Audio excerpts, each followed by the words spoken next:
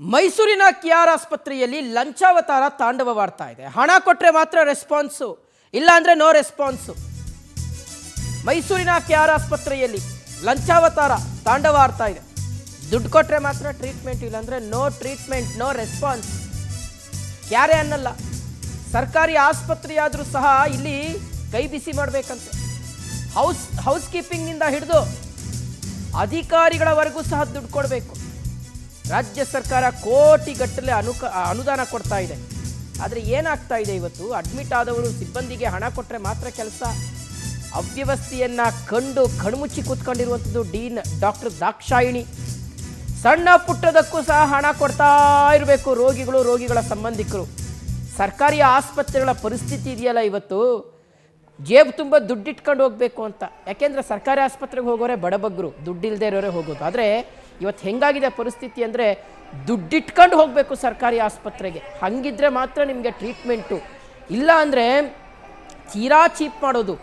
ರೋಗಿಗಳನ್ನಂತೂ ಯಾವ ರೀತಿಗೆ ಕಡೆಗಣಿಸ್ತಾರೆ ಅಂದರೆ, ಪ್ರತಿಯೊಂದಕ್ಕೂ ದುಡ್ಡು ಇಸ್ಕೊತಾರೆ. ಹೌಸ್ ಕೀಪಿಂಗಿಂದ ಹಿಡಿದು ಹೌಸ್ ಕೀಪಿಂಗ್ ಅವ್ರಿಗೆ ಅವ್ರದ್ದೇ ಆದಂಥ ಒಂದಷ್ಟು ಜವಾಬ್ದಾರಿಗಳಿರ್ತವೆ ಆಸ್ಪತ್ರೆಗಳಲ್ಲಿ.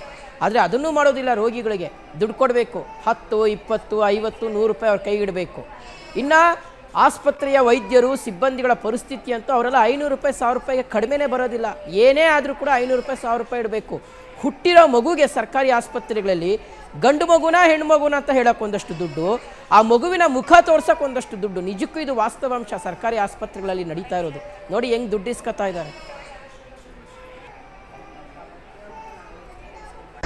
ನೋಡ್ತಾ ಇದ್ದೀರಾ, ನೋಡಿದ್ರೆ ಯಾರು ಹೇಳಿಕಿಲ್ಲ. ಆ ಅಮ್ಮದಿರು ಈಸ್ಕೊಳ್ಳೋದು, ಕೆಟ್ಟ ಮಾತಲ್ಲಿ ಬೈಯೋದು. ಆ ನರ್ಸು, ಅವ್ರ ಹೆಸರೇನು, ನೆನ್ನೆ ಸಂಜೆ ಬಂದಿದ್ರಲ್ಲ, ಇವಳು ಪ್ರೇಮ, ಅವರು 200 ಇಸ್ಕೊಂಡ್ರು, ಇನ್ನೊಬ್ರು 200 ಇಸ್ಕೊಂಡ್ರು, ಇನ್ನೊಬ್ರು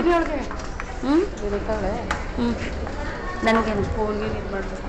ಇಲ್ಲ ಇಲ್ಲ, ಸ್ವಿಚ್ ಆಫ್. ಬರ್ಲಿ ಕೇಳ್ತೀನಿ. ಎಲ್ಲಿ ಕೊಟ್ಟಿದ್ದಾಳು? ಬರ್ತೀನಿ ಅಂದು ಬಂದಾಗ ಹೋಗಿ. ನಾನು ಆರೇಮು ಹತ್ರ ಹೊಂಟೋಗ್ಬಿಡ್ತೀನಿ. ನನಗೆ ಹೋದ್ರೆ ದುಡ್ಡುಗಳು ಇಸ್ಕೊತಾರೆ, ಇಸ್ಕೊಬಿಟ್ಟು ಕೆಟ್ಟ ಮಾತಾಡ್ಬಿಡ್ತಾರೆ ಸಿಸ್ಟರ್ಗಳು. ಅಮ್ಮ ಒಬ್ಬರ್ತವಲ್ಲ ಬಂದಿರ್ತಾರೆ. ಇಲ್ಲಿರ್ಬೇಕು, ಇಲ್ಲಿರ್ಬೇಕು. ಡಾಕ್ಟರ್ಗಳು ಈಸ್ಕೊಳ್ಳಲ್ಲ. ಡಾಕ್ಟರ್ ಇಸ್ಕಳಿಕಿಲ್ಲ. ಇಲ್ಲಿ ಇಲ್ಲಿ ನಂದು ಫೋನ್ ಸ್ವಿಚ್ ಆಫ್. ಇಲ್ಲ ಅಂದ್ರೆ ನಿಮಗೆ ವಿಡಿಯೋ ತೋರಿಸಿದೆ. ಡಾಕ್ಟರ್ಗಳು ಇಸ್ಕಳಿಕಿಲ್ಲ. ಆಯಮ್ದಿರು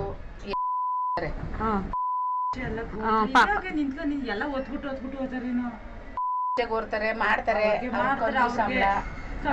ತಿಂಗಳು 4 ತಿಂಗಳು ಸಂಬಳ ಕೊಡ್ತಾರೆ. 150 ಇಸ್ಕತ್ತಿಲ್ಲ. ಧರ್ಮ ಈಸ್ಕೊಂಡಷ್ಟು ಪ್ರೀತಿನ ನೋಡ್ಕೋಬೇಕು ಅಲ್ವಾ? ಬೈಯೋದು ಕೆಟ್ಟ ಮಾತಲ್ಲಿ. ನಾ ಓದಿದ್ದಾನ ನರ್ಸ್ಗಳೇ ಜಾಸ್ತಿ. ನಾನು ಏನಾರು ಅಂದಿದ್ದಾನೆ ನಿಂಗೆ? ನಿಮ್ಮ ಮಗಳಿಗೆ ಅವಳು ಇಲ್ದಾರೆ ನಾನು ನಮ್ಗೆ ದುಡ್ಡು ದುಡ್ಡು ದುಡ್ಡು ಅಂತ. ಡಾಕ್ಟರ್ಗಳು ಈಸ್ಕೊಳ್ಳಲ್ಲ. ಗಾಡಿ ತಳೋರೆಲ್ಲ ದುಡ್ಡು ಇಸ್ಕೊತಾರಕ್ಕ. ಎಷ್ಟು ಇಸ್ಕೊಂಡ್ರು? 200 200 ನೀವೆಷ್ಟು ಕೊಟ್ರಿ? 100 ಅದೇ ನರ್ಸ್ಗಳು 200 ಇಸ್ಕೊಂಡ್ರು.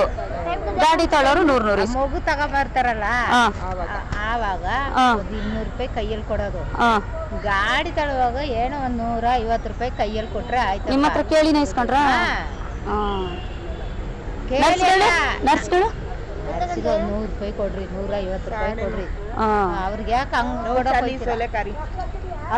तुम्हें भी कासा दिए के जी नर्स को कासा दिए. ನೀವೆಷ್ಟು ಕೊಟ್ರಿ? ನಾವು